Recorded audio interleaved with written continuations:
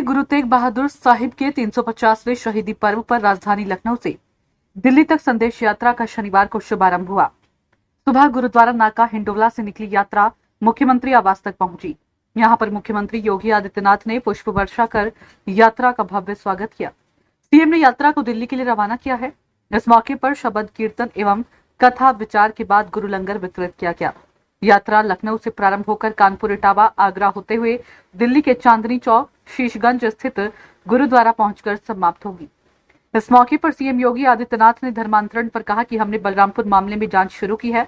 जांच में सामने आया कि जलालुद्दीन और फिर छांगुर बाबा ने धर्मांतरण के लिए दरें तय कर रखी थी। उसे विदेशी फंडिंग मिल रही थी। उसके 40 बैंक खातों में 100 करोड़ रुपए से अधिक का लेन देन पाया गया है। सीएम ने आगे कहा कि देश का स्वरूप बदलने की कोशिश हुई, भय और लालच देकर धर्मांतरण कराया जा रहा है। हम राष्ट्र विरोधी साजिशों का पर्दाफाश कर रहे हैं। ऐसे दुश्मनों को नाकाम करना है। आप लोग भी ऐसे लोगों से सजग रहिए। मैंने जब पिछली बार एक कार्यक्रम में नाका हिंडोला में इस बात का उल्लेख किया था कि पीलीभीत और अन्य कुछ स्थानों पर कुछ धर्मांतरण की बातें सामने आई हैं। हम सरकार के स्तर पर तो कार्रवाई कर रहे हैं, आप भी इसमें थोड़ा सजग होइए। और यहां की टीम गई और घर वापसी के बड़े कार्यक्रम को उन्होंने वहां पर आगे बढ़ाया। आपने देखा होगा किस प्रकार की साजिशें हो रही हैं। अभी बलरामपुर में एक बड़ी कार्रवाई को हम लोगों ने आगे बढ़ाया है। आपने देखा होगा उसने रेट तय किए थे। यानी कैसे धर्मांतरण के कार्यक्रम को आगे बढ़ाना है।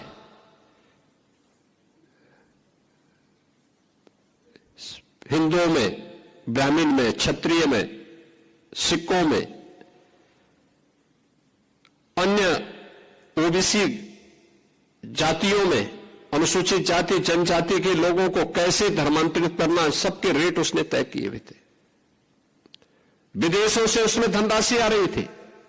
आप सोचिए 100 करोड़ से अधिक का ट्रांजैक्शन अब तक उसके 40 खातों में प्राप्त हुआ है और लगातार उस अभियान को आगे बढ़ाने का कार्य कर रहा था।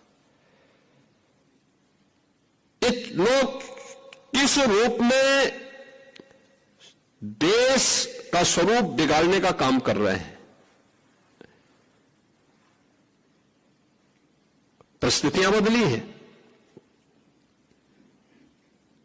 उद्देश्य उनका वही है जो उस समय था। हां, काम का तरीका उन्होंने बदला है।